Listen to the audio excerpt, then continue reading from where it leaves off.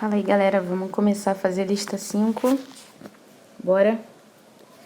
O que a lista 5 me diz? A lista 5, ela pede pra gente calcular os limites dos exercícios 1 a 15, quando possível, né? Quando não for possível, a gente tem que justificar por que não é possível, quer dizer, por que não existe o limite. Então, vamos prestar atenção, vamos lá. Para onde está indo o x? Primeira coisa, o x está indo para menos infinito. Se ele está indo para menos infinito, a análise é meio que parecida com a análise que a gente faz quando ele vai para infinito. Qual um jeito bom de calcular esse limite? Um jeito bom é colocando uma constante dividido por x. Porque como o x é um número grandão, por mais que ele seja às vezes negativo, se eu tiver um número conhecido dividido por um número que está sempre aumentando, eu estou diminuindo, eu estou pegando a mesma coisa dividindo para mais pessoas, então ele vai tender a zero. Eu já fiz esse teste na calculadora, tipo, colocar 1 dividido por 4, dividido por 4, dividido por 4, dividido por 4, vai dividindo. Um número é 1 sobre um número, quer dizer, um número menor que zero. Se você for multiplicando, dividindo cada vez mais, ele vai tender a zero. Então, vamos lá. Vamos calcular, né? Como que a gente vai conseguir aquela situação lá? Colocando a maior potência em evidência. Então, vamos colocar o x em evidência. Isso aqui é igual limite com x tendendo a menos infinito. Tem que ficar escrevendo isso, porque é um limite que a gente está calculando. Colocando x a n em evidência, fica x a n aqui, que multiplica o quê? 1, né? Menos. O que é x elevado a n menos 1? É a mesma coisa que o x elevado a n, só que eu vou pegar e vou dividir por x. Então, vai ficar com uma potência a menos. Então, 1 sobre x. Beleza, 1 sobre x é o que eu queria. Ele vai para zero. X vai para infinito, mesmo que seja negativo, vai para infinito. Esse termo aqui vai ficar valendo só de 1. Então, isso aqui é basicamente o próprio limite quando x é de x elevado a n, né? Então, a gente já tem o nosso resultado.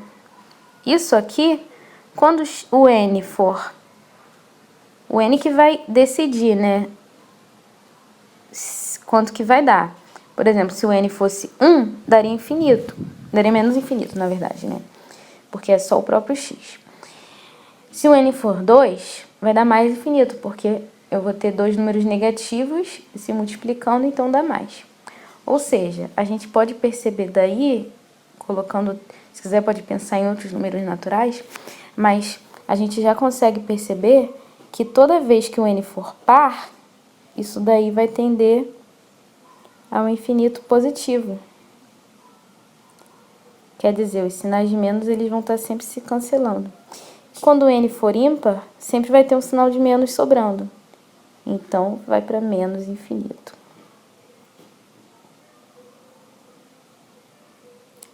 Beleza? Isso aqui já é uma razão para a gente dizer que o limite não existe. A gente já justificou. Aí você pode dizer primeiro que não existe e depois justificar. Você pode fazer igual a gente está fazendo, aí é a sua preferência, tá? Vamos aproveitar que a gente já está aqui e já fazer a questão 2. A questão 2, o limite ele vai também para menos infinito. Vamos tentar provocar o mesmo tipo de situação. Só que o que a gente tem diferente agora? A gente tem uma raiz cúbicazinha aqui e a gente tem um x ao cubo aqui. Para tentar eliminar isso, vamos colocar esse x ao cubo em evidência. Então, isso aqui é o limite quando x tende a menos infinito de x sobre, vamos melhorar embaixo, tá? Raiz cúbica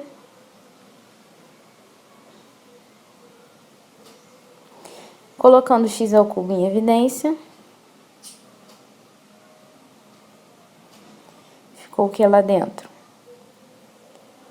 Bom, como tá difícil aqui.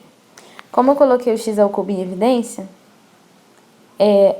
um termo sozinho, ele tem que aparecer dividido por x ao cubo, né?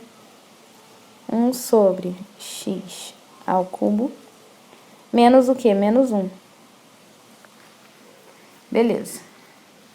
Esse 1 sobre x ao cubo, ele é a constante dividido por infinito. Então, ele vai para zero. Olha só que interessante. O que que sobrou aqui? Sobrou, deixa eu botar até de outra cor. Sobrou o menos 1 e sobrou o raiz cúbica de x ao cubo. Poxa, raiz cúbica de x ao cubo é um fato interessante. Mas vamos abrir isso para não confundir.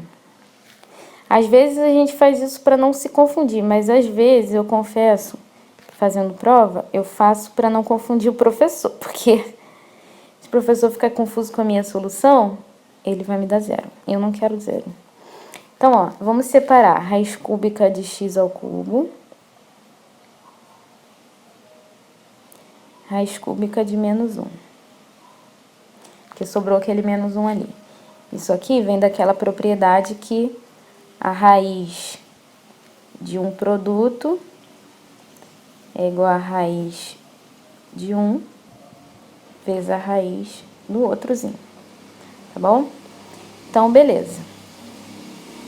A raiz cúbica de menos 1 é quanto? É menos 1 mesmo, né? Tá bom? Raiz cúbica de x ao cubo? Bom, como a raiz cúbica é uma coisa... é uma função ímpar, né? A função ímpar é aquela função que o f do positivo é o contrário do f do negativo, é o simétrico. Então, a gente pode afirmar que a raiz cúbica de x ao cubo é x. Se fosse a raiz quadrada de x ao quadrado, aí teria que ser o módulo de x, porque a raiz quadrada é uma função... Na verdade, a raiz quadrada é uma função par, né? Mas x ao quadrado é uma função par. Então, tem que tomar cuidado com essas questões. Provavelmente, a gente vai precisar disso em outros exercícios. Então, como a raiz cúbica de x ao cubo é uma coisa que se for par dá par, se for ímpar dá ímpar, se for positivo dá positivo, se for negativo dá negativo, a gente pode dizer que é igual a x, tá? Então, vamos continuar. Então, ficou o limite, quando x tende a menos infinito, de x sobre o quê? Sobre menos x. X veio da raiz cúbica de x ao cubo e o menos 1 veio da raiz cúbica de menos 1. Isso aqui é o quê? Isso aqui, independente de quem seja x, eu não preciso ter medo. Eu posso cortar e posso dizer que isso aqui é menos 1. Nesse caso, o limite existiu e deu menos 1. Sucesso!